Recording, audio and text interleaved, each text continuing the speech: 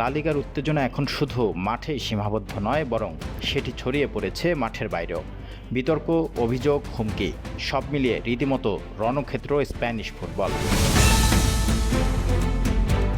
Osasuna বনাম Real Madrid ম্যাচে রেফারির একের পর এক সিদ্ধান্ত ক্ষুব্ধ করেছে রিয়াল সমর্থকদের। আর এর ফলেই ম্যাচ শেষে ভয়াবহ পরিস্থিতির সম্মুখীন হয়েছেন সেই ম্যাচের রেফারি মনুয়েরা মন্তেরো। সামাজিক যোগাযোগ মাধ্যমে উঠেছে তীব্র ঝড়। ক্ষুব্ধ রিয়াল সমর্থকরা রেফারিকে একের পর এক কটূক্তি তো করেছেই, এমনকি হত্যার হুমকিও দিয়েছে। এই পরিস্থিতিতে মনুয়েরা মন্তেরোর পাশে দাঁড়িয়েছে স্প্যানিশ রেফারিদের সংস্থা। তারা কড়া ভাষায় নিন্দা জানিয়েছে হত্যার হুমকির বিরুদ্ধে। আমরা পেশাদার রেফারিরা আমাদের সহকর্মী হোসে লুইস মনুয়েরা মন্তেরো সামাজিক যোগাযোগ মাধ্যমে যে আক্রমণ এবং হুমকি পাচ্ছেন, যা তাকে ব্যক্তিগতভাবে এবং তার পরিবার উভয়কে প্রভাবিত করছে, তার প্রতি আমরা সম্পূর্ণ নিন্দা জানাই।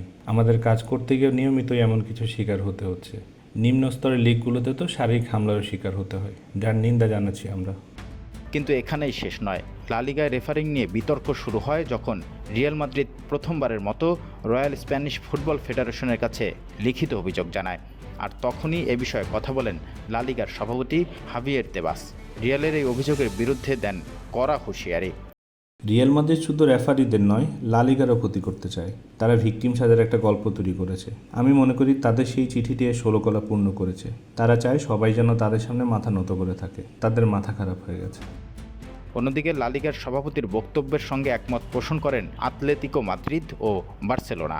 তারা সরাসরি রেফারিদের সমর্থন জানিয়ে রিয়াল মাদ্রিদের অবস্থানের বিরুদ্ধে কথা বলেন। ফলে স্প্যানিশ ফুটবলে দেখা দিয়েছে স্পষ্ট বিভাজন। একদিকে রিয়াল মাদ্রিদ ও তাদের সমর্থকেরা, অন্যদিকে রেফারির সমর্থনে বার্সেলোনা ও আতলেতিকো সহ আরও কয়েকটি দল।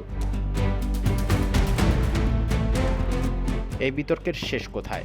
ফুটবলের মাঠে উত্তেজনা থাকবেই, কিন্তু তা যদি মাঠের বাইরে এমন ভয়াবহ রূপ নেয়, তাহলে স্প্যানিশ ফুটবলের ভবিষ্যৎ কী হতে পারে, সেটাই এখন বড় প্রশ্ন।